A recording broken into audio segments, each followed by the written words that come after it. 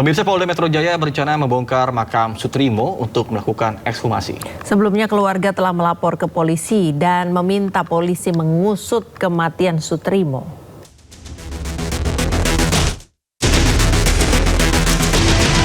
Demi mengungkap kasus kematian Sutrimo, polisi akan segera melakukan ekshumasi terhadap jenazah korban.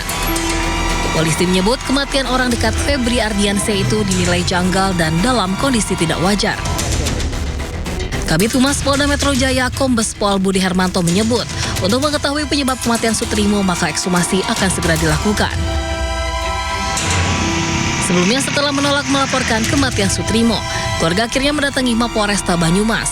Keluarga mendesak polisi mengungkap penyebab kematian kepala rumah tangga di rumah Febri Ardiansyah itu. Laporan juga disampaikan Kongres Pemuda Indonesia KPI. KPI menilai banyak kejanggalan dari kematian Sutrimo, dari lokasi ditemukannya Sutrimo, barang bukti, hingga kondisi jenazah yang disebut mengeluarkan busa dari mulut. Sutrimo yang disebut sebagai kepala rumah tangga Febri Ardiansyah ex-Jampitsus. Ia ditemukan meninggal dunia dengan kondisi mulut berbusa di depan klinik modern Kebayoran Baru, Jakarta Selatan, Kamis 23 Juli lalu. Untuk mengungkap kematian korban, polisi sudah memeriksa 5 orang saksi serta melakukan olah TKP. Namun hingga saat ini kematian Sutrimo masih menjadi misteri. Tim Liputan iNews melaporkan. Pemirsa, polisi mendalami kasus penembakan pada Festival Budaya Lembah Baliem di Kabupaten Jayawijaya, Papua Pegunungan yang melukai 2 orang. Sejumlah barang bukti disita polisi dari tempat kejadian.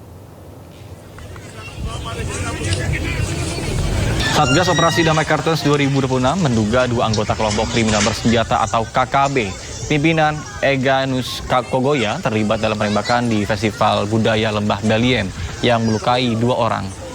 Berdasarkan hasil olah TKP, petugas mengamankan sejumlah barang bukti dan juga keterangan saksi yang mengarah kepada pelaku. Di antaranya adalah 8 selongsong peluru. Polisi juga terus mengembangkan fakta dan mengejar terduga pelaku yang terlibat.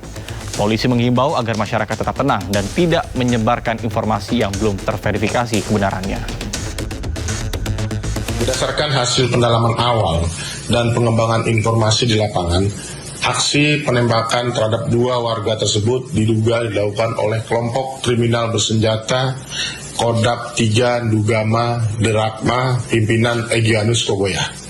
Dalam pendalaman awal, terdapat dugaan keterlibatan 2 orang berinisial EG dan PN yang disebut merupakan anggota kelompok tersebut.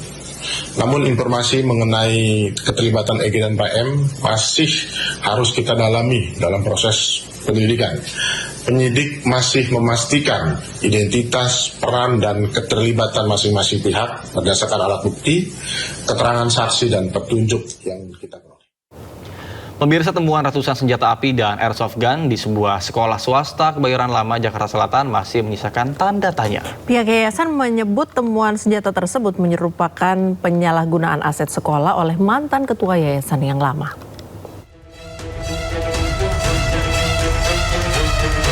Penampakan ruangan di lingkungan sekolah swasta ini menjadi sorotan setelah polisi menemukan 995 pucuk senjata api dan airsoft gun. Senjata-senjata tersebut tersimpan di ruangan yang digunakan mantan ketua pengurus lama. Salah satu senjata yang ditemukan adalah Francis Pass 15 kaliber 12 gauge, di mana hasil penelusuran polisi menunjukkan senjata itu terdaftar atas nama seorang pria berinisial DS, direktur di PT Lokta Karya Perbakin. Dalam konferensi pers, tim penasihat hukum Yayasan Harapan Ibu menyatakan temuan senjata ini merupakan bentuk penyalahgunaan fasilitas sekolah untuk kepentingan pribadi oleh mantan ketua yayasan.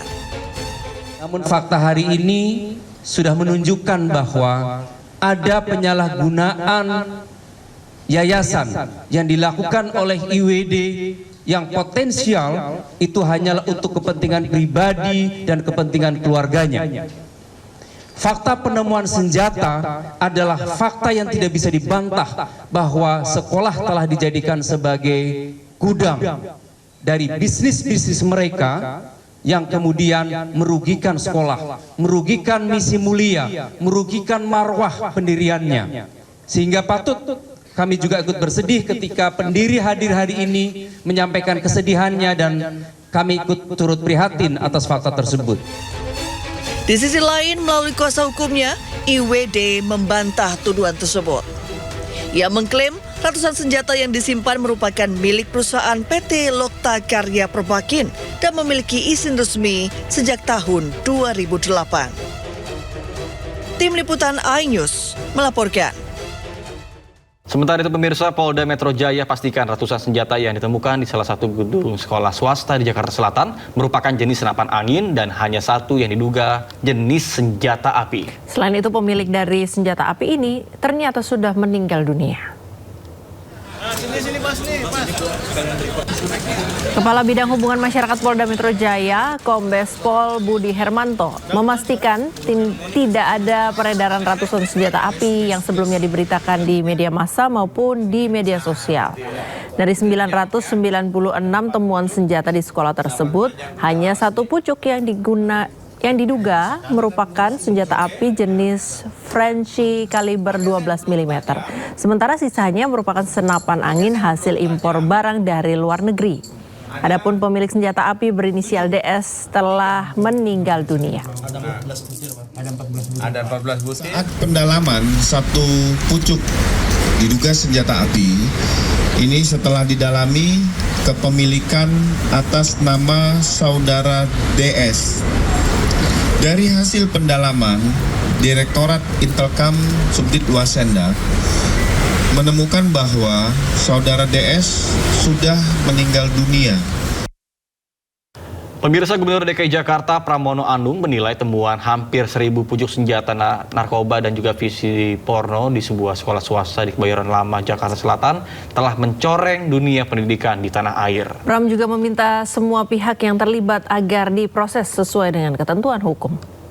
Apa yang terjadi di sekolah swasta di Kebayoran Lama yang ditemukan sangat mengejutkan. Senjata jumlahnya kurang lebih 995, kemudian ada narkoba dan juga ada hal-hal lain. Pertanyaannya apakah itu boleh atau jawabannya singkat aja, sangat tidak boleh. Dan yayasan ini benar-benar memberikan contoh yang tidak baik. Walaupun yang bersangkutan sudah dipecat dari yayasan yang ada. Tetapi mengenai apa yang harus dilakukan, maka karena sudah ditangani aparat penegak hukum dan sudah turun di lapangan dan sudah melihat bukti-bukti yang ada dan sekarang sudah dibawa ke Polda Metro Jaya, maka pemerintah DKI memberikan support sepenuhnya untuk diambil tindakan yang setegas-tegasnya untuk persoalan ini. Karena apapun di dunia pendidikan yang seperti ini tidak boleh terjadi. Pengamat pendidikan Ubaid Matraji menilai lingkungan sekolah seharusnya menjadi tempat paling aman bagi peserta didik serta diperlukan pengawasan sekolah dan dinas pendidikan terkait penemuan ratusan pucuk senjata di sekolah.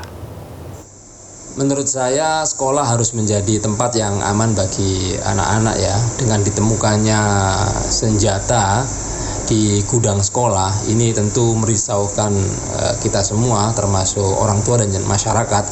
Bagaimana ada benda yang membahayakan berada di lingkungan sekolah dan bisa melukai anak-anak bahkan mengancam keselamatan nyawa anak-anak. Ini semua mempertanyakan bagaimana peran sekolah, bagaimana peran pengawas sekolah, dinas pendidikan.